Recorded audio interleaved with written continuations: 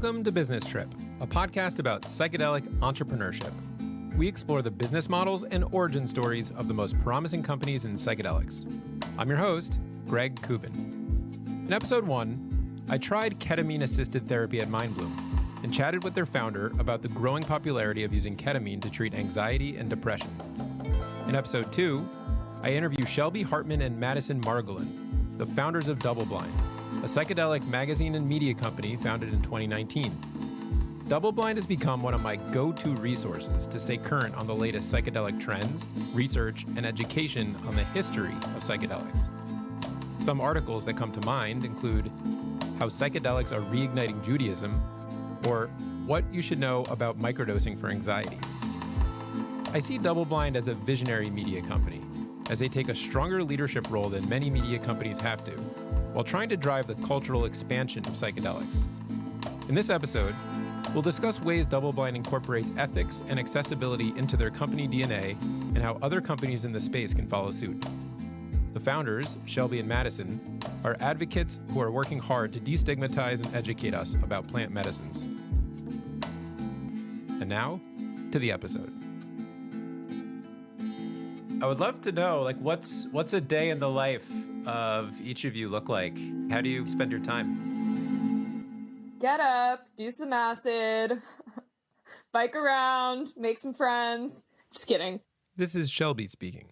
Madison and my roles are really different. She's running our editorial operations, so she's the one who's greenlighting the stories that go on our website, editing them, loading them onto the site. She reports also. I'm more the business operational side of things, so I manage everyone on the DoubleBlind team. I am speaking to investors because we're about to embark on a seed round. I talk to potential brands who want to partner with us, whether it's that they want to sponsor one of our webinars or if they want to advertise in the print magazine. So for me, it's a lot of setting goals and managing and creating decks and everything else that comes along with startup life. And how about you, Madison? So I'm really a writer at heart. So I'm happiest when I'm in my zone and just editing article after article. A lot of it is also trying to coordinate with the writers and ideate stories. So that's, again, paying attention to stories that we feel like we really need to tell, stories that are going to perform well on SEO, stories that we know our audience are going to be particularly interested in. I'm very conscientious of is trying to incorporate an element of the spirit of what we're writing about and editing about into like our daily, focus. So what I mean by that is trying to like incorporate mindfulness into like the work that I'm doing. Also sometimes microdosing psilocybin when I'm working as well. So I really like DoubleBlind's articles because I feel like you guys are channeling the psychedelic zeitgeist. Some articles that come to mind include How to Trip in New York City and Why 2020 is the Year of Psychedelics and Threesomes. Interesting. How do you decide what to report on for DoubleBlind? So there are two strategies to this. When we founded DoubleBlind, which started out as just a print magazine, we say we're using psychedelics as the jumping off point to talk about mental health, spirituality, social equity, environmental justice, and so forth. So those are sort of our guiding principles and the overarching lens through which we're trying to approach our content. And then, of course, there's what our readers are responding to. We get to keep a pulse on that through social media, how they're interacting with our site, who we're talking to at conferences or who we're interviewing and so forth.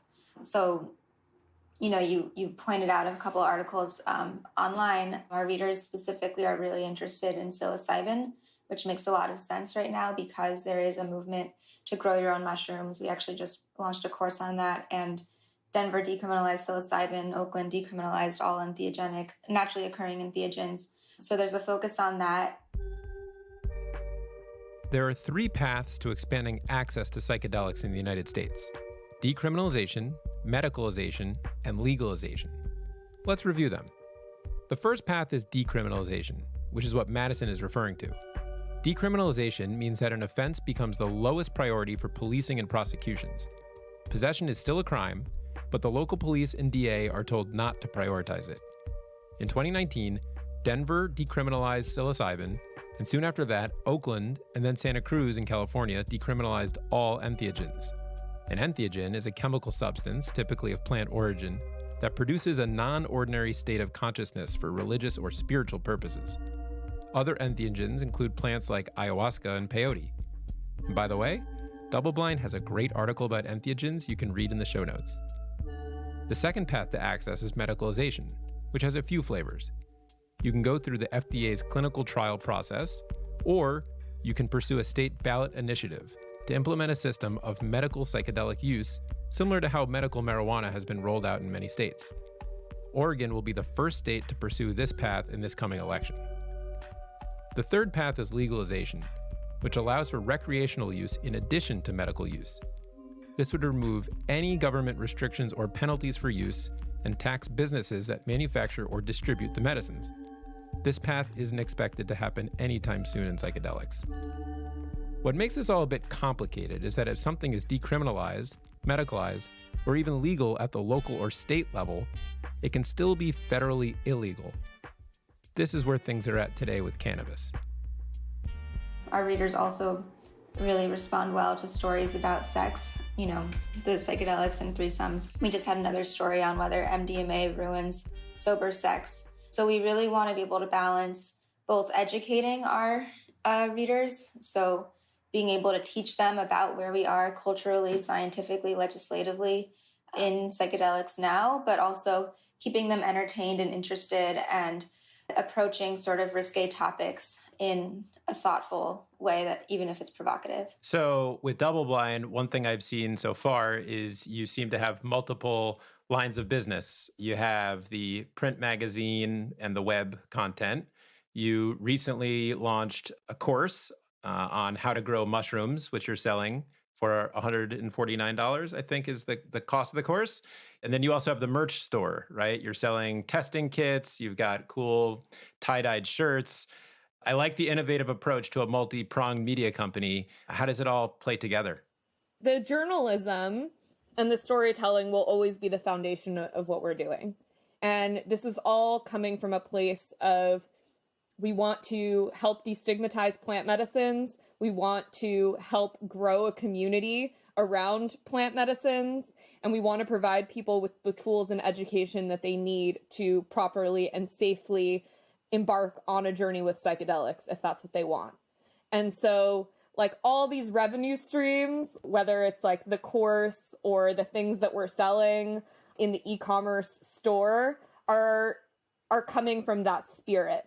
So the course is about empowering people to be able to grow their own medicine, which is even more prescient now, given this crisis that we're in.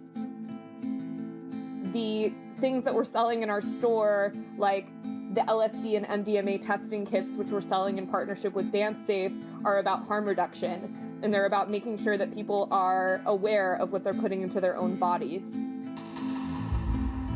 Harm reduction is a set of programs and policies intended to reduce the negative effects of drug use, as well as drug laws and drug policies. The big idea is that if people are going to use drugs, we better have initiatives in place to make use safer. Initiatives range from providing access to drug testing kits at music festivals, to advocating for compassionate and judgment-free approaches to addiction, to repairing the harm of racialized drug policies. A good parallel to harm reduction is sex education, which advocates for the use of condoms instead of abstinence. So, yeah, everything is just like sprouted from this place of, we're giving people content which is illuminating the therapeutic potential of plant medicines, and we want to give them the tools to actually embark on that journey safely, should they want that. Shelby, you had mentioned as part of your role, dealing with potential partners. Would love to know what kind of brands are able to advertise with you or partner with you. I would say psychedelic and cannabis companies. Also, there are some companies in the sort of wellness, mindfulness spaces who are really excited to align themselves with us now. Rainbow Mushrooms is a really beautiful medicinal mushroom tincture that's made in Canada, and they sponsored our most recent course on how to grow mushrooms. It's a logical fit for cannabis brands because cannabis is a plant medicine, and cannabis has paved the pathway for us to have conversations about the medicinal potential of psychedelics at large. Also, a lot of cannabis brands have limited advertising opportunities because there are so many restrictions around where cannabis brands can advertise, and a lot of mainstream outlets aren't ready to take advertising. In terms of other brands, like in the wellness and new age space, I think that whether they want to partner with us is 100% dependent upon how the founders personally feel about psychedelics. Like, some people who have started brands in the wellness space are just psychedelic users themselves, and they want to support what we're doing because they love what we're doing and they believe in it.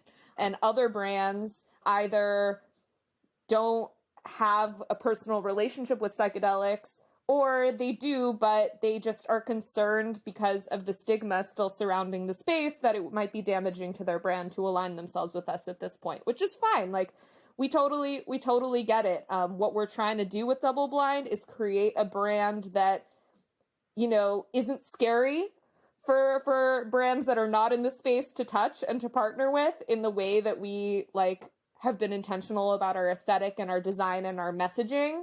But folks who aren't ready, we get it. Like, we're going to be here a while. Yeah. I mean, how do you see it changing over time? I mean, I think there's a mainstreaming process that's happening similar to how cannabis is now, you know, it's not such a risque topic anymore. Cannabis is a little bit of a gateway plant, opening people up to the notion of more plant medicines and more psychedelics. So, you know, especially what we're doing is we joke that we don't put any fractals on the site or on our social media.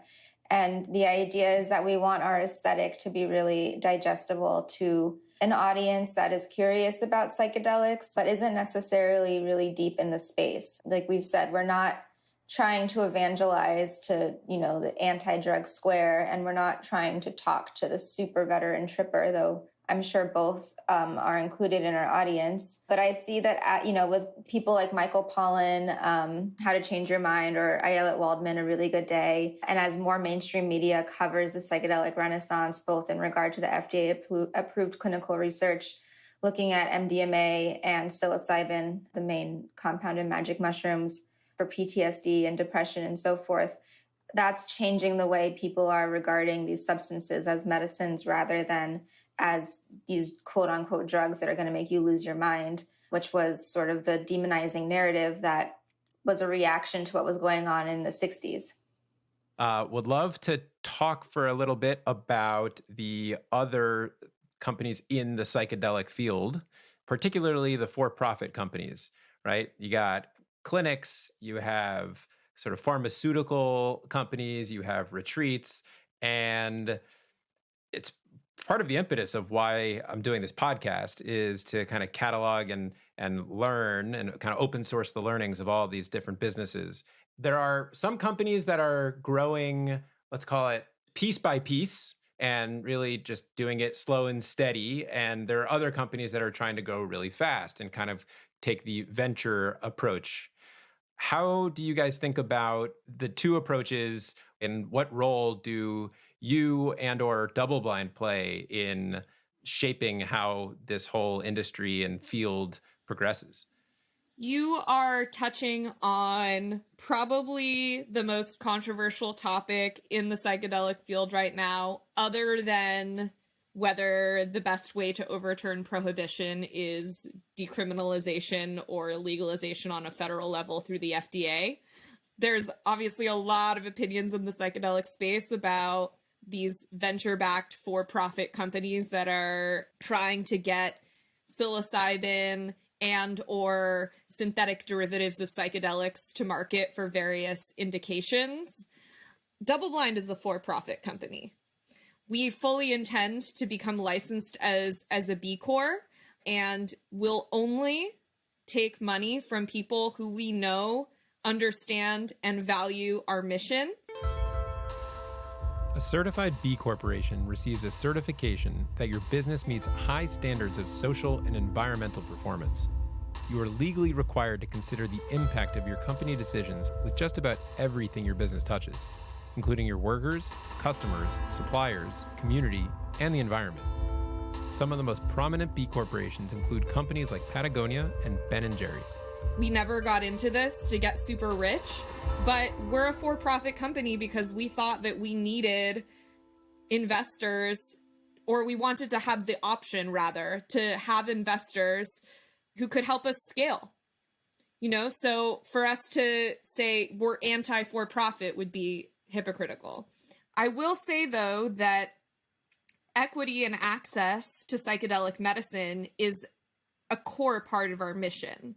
And so I don't take a stance on whether people should or shouldn't be for profit. I take a stance on how you're structuring your business to ensure that the most number of people possible can get access to psychedelic medicines they need to heal them, and to ensure that the development of psychedelic medicine is always taking into account that psychedelics can be used in a variety of legitimate ways, meaning spiritually and or recreationally, that nobody should be criminalized for the possession of psychedelics, and a business model that includes some form of reciprocity for Indigenous communities who have a long history of using psychedelic medicine and preserving the knowledge around them.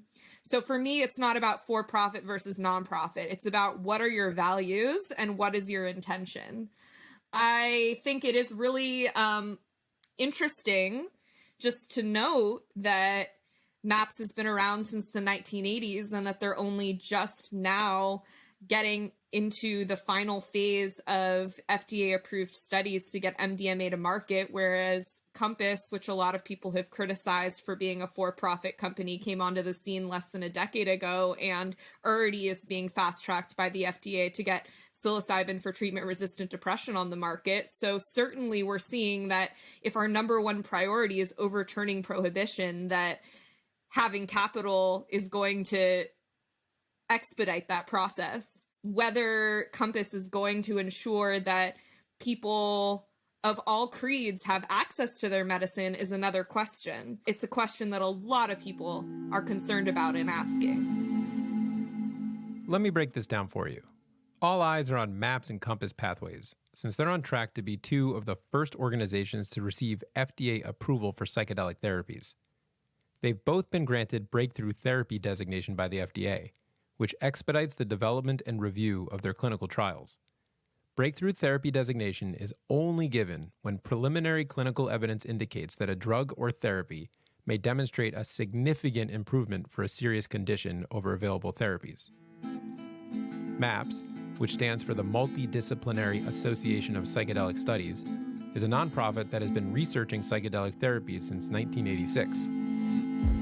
They're developing a protocol to treat post-traumatic stress disorder with MDMA psychotherapy, and have raised over $80 million in donations to fund their research and trials. While they've had to rely on donations throughout their 35-year history, MAPS plans to commercialize their therapy through a public benefit corporation subsidiary, which will reinvest profits back to their nonprofit. Compass Pathways is developing a protocol for psilocybin-assisted therapy for treatment-resistant depression. Compass Pathways is a for-profit company founded in 2016 and has raised over $100 million. So in conclusion, in 35 years as a nonprofit, MAPS has raised $80 million. In 5 years as a for-profit company, Compass Pathways has raised over $100 million. Yeah, you're saying like the accessibility issue in the sense that it just may not be offered to all the people that actually need it? Or what do you mean by that exactly? Right. That's what I mean. I mean, when you look at, for example, the first, I don't know if you really consider it a psychedelic medicine, but the first kind of medicine with psychedelic properties to be legalized by the FDA was Spravato, which is that's the brand name for esketamine. It's a component of ketamine that was legalized for depression. It's a nasal spray. And I can't remember exactly how much it costs to have it. 800 something dollars. Yeah, it's absurd. It's really absurd. And when you compare how much it costs to how much generic ketamine costs for depression, we could also look to Epidiolex as an example of the gross profit incentives that pharmaceutical companies have. Epidiolex is the first cannabis-based medication to be approved by the FDA. It's a CBD medication for epilepsy, and it's produced by GW Pharmaceuticals based out of the UK, and it's also like grossly expensive compared to how much generic CBD costs at recreational and medical dispensaries in the United States. I'm not saying don't profit. I'm saying don't grossly profit to the point that people who need access to these medicines don't have them. So in terms of sacred reciprocity, would love to dive into what the mechanics of that would actually look like. So I understand on the surface the idea of giving back to the indigenous people that have been, cultivating and using plant medicines for hundreds of years. What does it actually look like from a mechanical standpoint? It looks like if you're participating in a psychedelic ceremony, going to a retreat center that includes indigenous healers.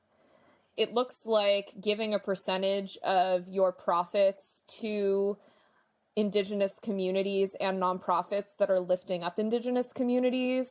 It looks like always ensuring that indigenous voices are represented at conferences.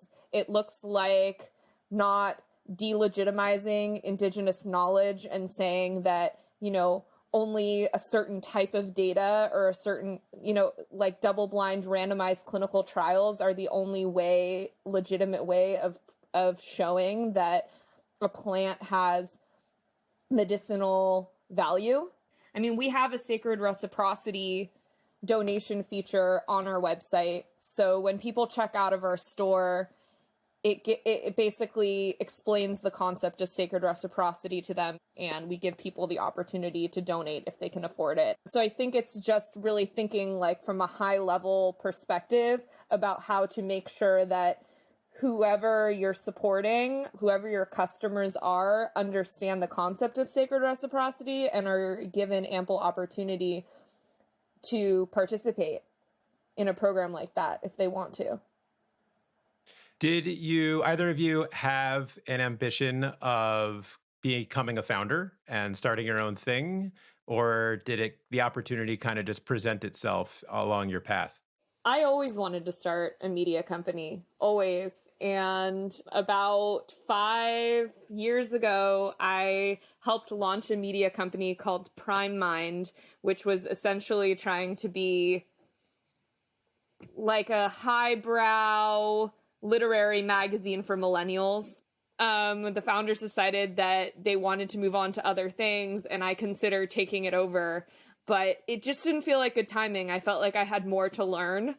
And so I went on to do a lot of different kinds of things in many different kinds of newsrooms. And I saw all the different ways in which people who care deeply about journalism and want to create sustainable business models for funding meaningful content were trying to do it.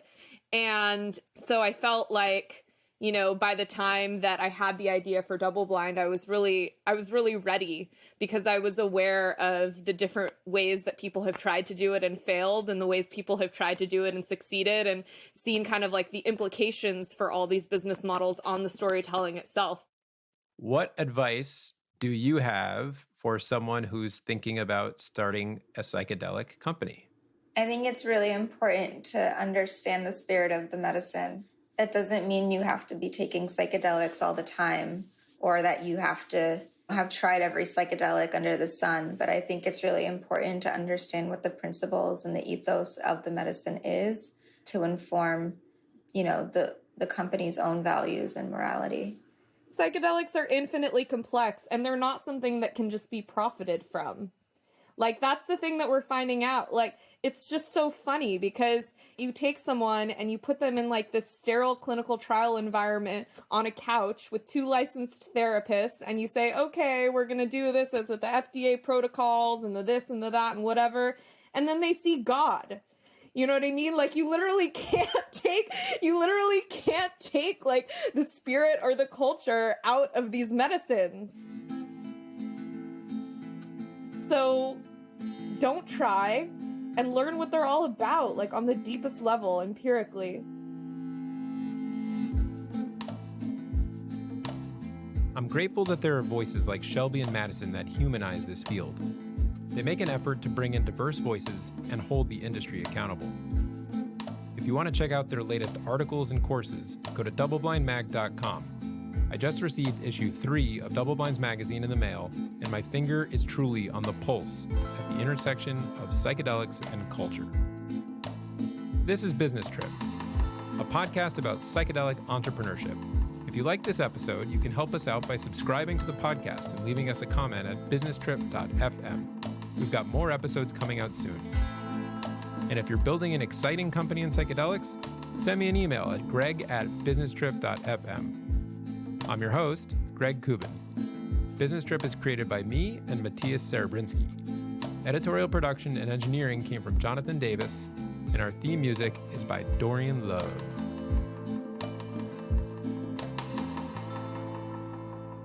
And you say, okay, we're going to do this as the FDA protocols and the this and the that and whatever. And then they see God.